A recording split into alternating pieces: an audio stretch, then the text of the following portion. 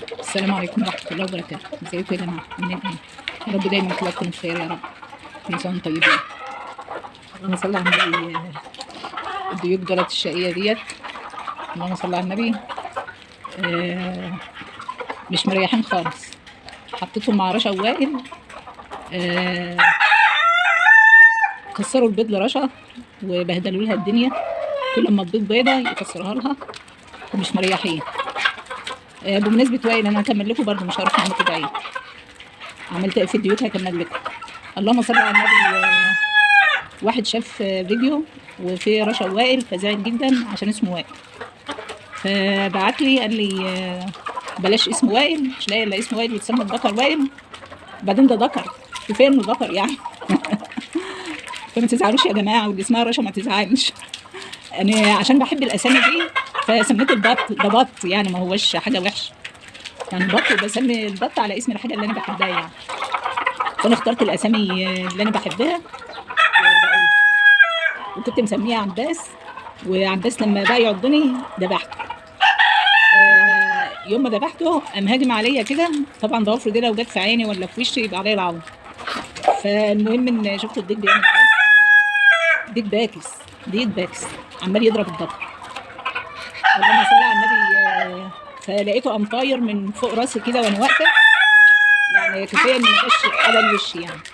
ويطير على الباب، يطير على الشباك، فبيطير مسافه جامده، مع ان بسم الله ما شاء الله كان وزنه كبير.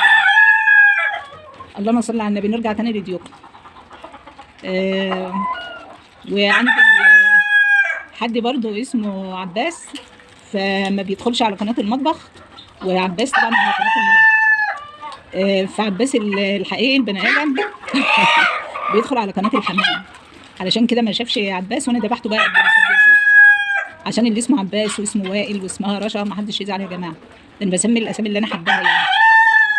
فالمهم الديوك الشوائل المعفرطين شايفين مش مريحين، بيضربوا ببعض ومحرمين الحمام ينزل ياكل. ده الحمام اهوت بس عشان الديوك بعيد. انا حتى للحمام برضه هنا هو جوزي اللي قاعد موجود، حتى للحمام في المتعلقه ده. فهو جوز بقى ينزل ياكل كده خطف كده، سرقه منهم، لان الديك لو مسك الفرد الحمام هيهبده في الارض، فان الله الغني عنه. شويه جدا يا جماعه.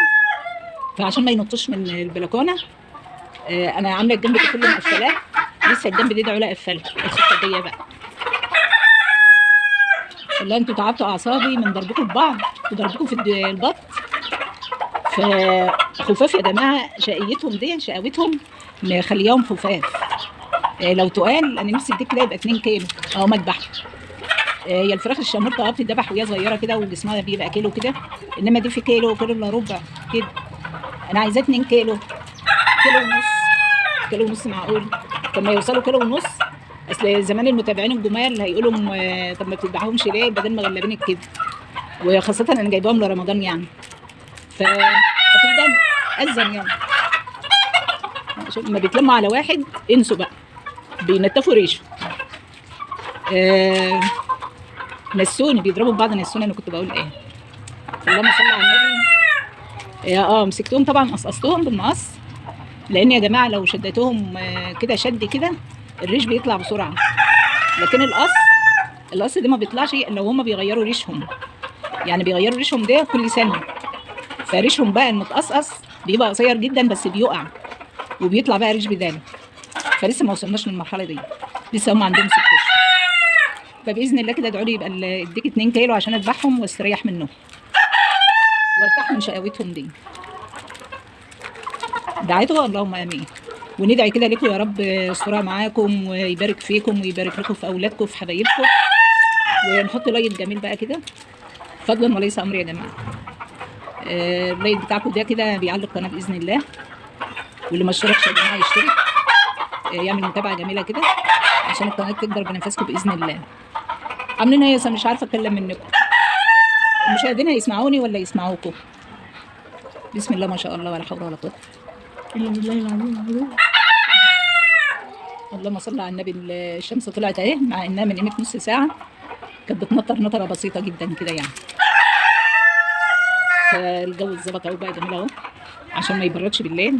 انا كنت خايفه اقصصهم يا جماعه علشان ما يترجوش، عشان الريش دي بيدفيهم، وطبعا الجو بالليل بيبقى برد جدا، فكنت خايفه عليهم وسايبه ريشهم طويل، بس بهدلوني جدا. وقعوا عند الجيران، وطبعا اللي بيقع في الشارع ما بطلهوش، على ما بنزل بلاقيه بيجري بقى في شوارع بعيده وما بطلهوش بقى. حتى الذكر وقع، كسلت انزل ادور عليه، اصل انا هدور عليه وهتعب نفسي، وفي نفس الوقت مش هلاقيه، يبقى قله ان انا افضل الف في الشارع ويا ولاد الحلال اللي حدها ذكر.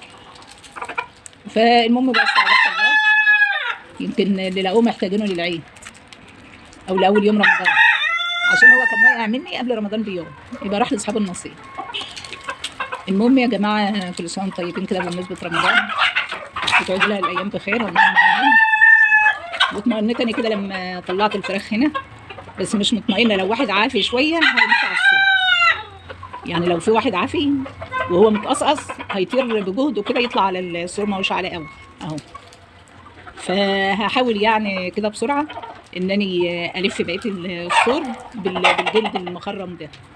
التسهيل على الله، ربنا يسهل لنا ولكم يا رب، وربنا يوسع علينا وعليكم، اللهم امين. ونصلي على النبي سوا كده في الكومنتات يا جماعه، نقول دعاء حلو كده.